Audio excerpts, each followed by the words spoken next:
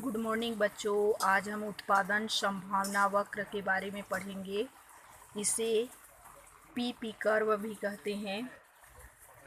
P अर्थात production, P अर्थात possibility और एफ अर्थात फ्रंटियर कर्व।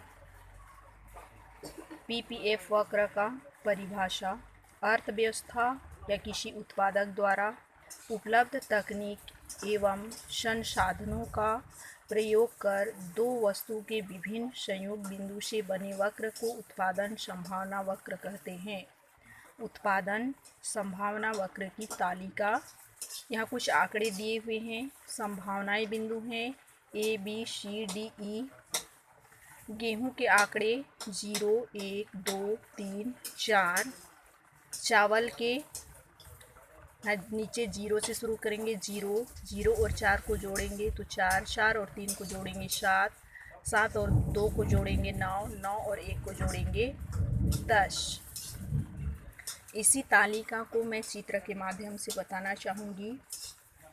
गेहूं वाले कॉलम पर जो आंकड़े हैं उसे हम x और चावल वाले कॉलम पर जो आंकड़े हैं उसे हम y मानेंगे।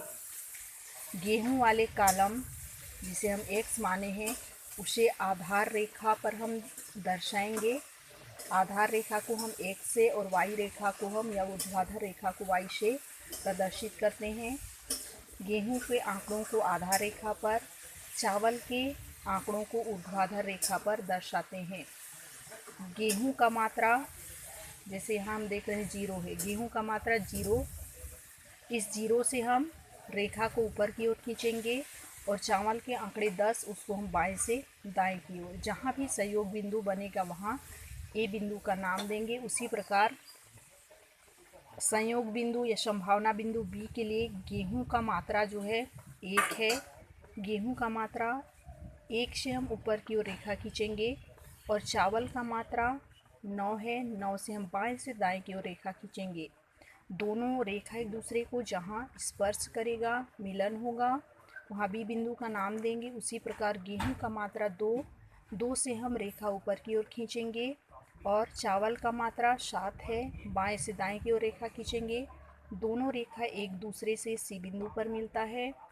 इसी प्रकार गेहूं का मात्रा 3 है। इसे हम नीचे से ऊपर की ओर रेखा खींचेंगे और चावल का मात्रा 4 है। बाएं से दाएं की ओर दोनों रेखा जहां एक दूसरे को स्पर्श करेंगी वहां जो है या मिलेंगी वहां डी बिंदु का नाम देंगे। इसी प्रकार आगे गेहूं का मात्रा 4 है और चावल का मात्रा 0 से हम बाएं से दाएं की ओर जाएंगे, ई बिंदु का नाम देंगे।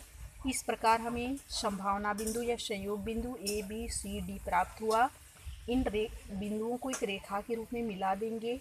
यही हमारा उत्पादन संभावना वक्र है और ये उत्पादन संभावना वक्र का परिभाषा है। इसे हमें रटने की ज़रूरत नहीं है, इसे हम चित्र के माध्यम से क्लियर करेंगे। अर्थात गेहूं और चावल दो वस्तु हैं। दो वस्तु के विभिन्न संयोग बिंदु से बनी हुई वक्र को उत्पादन संभावना वक्र कहते हैं। पुनः एक बार, गेहूं और चावल दो वस्तु हैं।